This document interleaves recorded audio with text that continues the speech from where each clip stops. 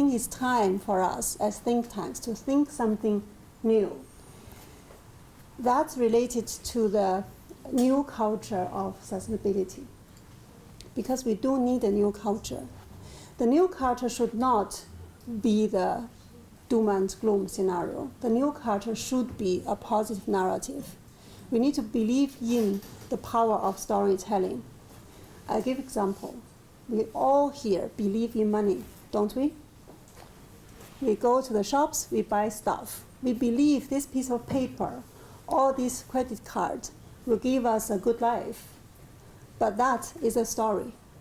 If we would all stop believing in money today, money has no use. It's just a piece of paper. It's just a digit on the card.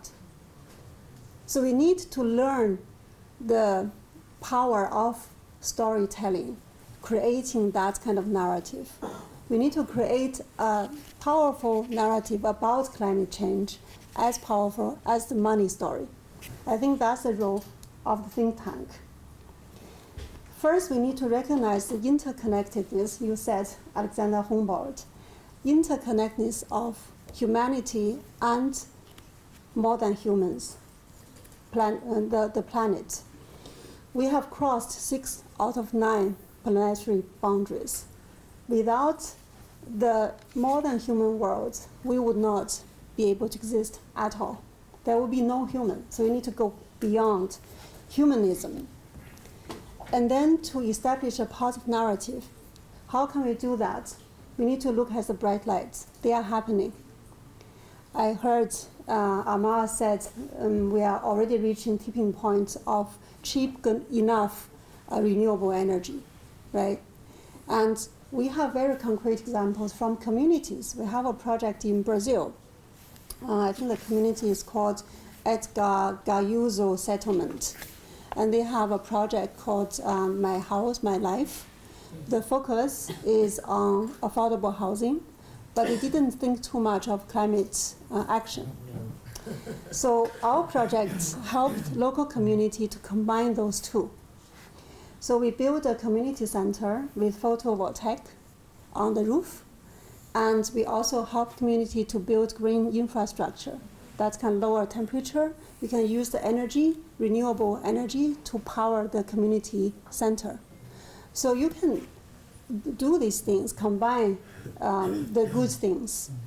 And that's one example from so-called developing country. I also have example from developed country in Germany. You must know that there was a similar flood to Valencia in Germany as well some years back. The Ahr Valley flood, and hundreds of people died in that event. And now is the point that people have to rebuild their homes. What they did is to abandon the oil-based energy supply.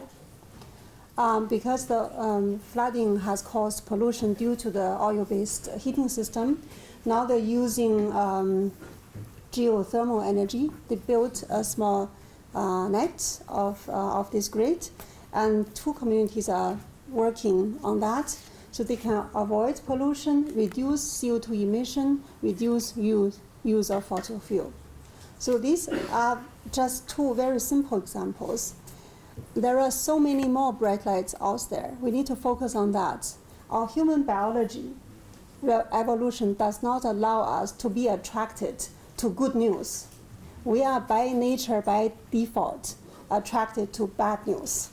That's why we listen to bad news in media every single day. That's not helpful. It's not helpful, but we love it. We love it, and that does something to our brain, and we can never go beyond thinking about bad scenarios. But it's not a balanced reporting. The world is not as bad as the media says every single day. We need to counter that, and we have to have a balanced storytelling, the negative things and the positive things.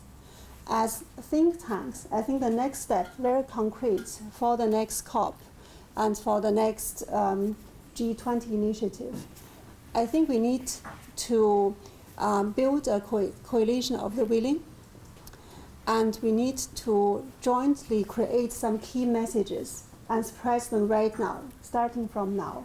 We need to focus on specific topics, not to spread everywhere, because that's not going to be powerful.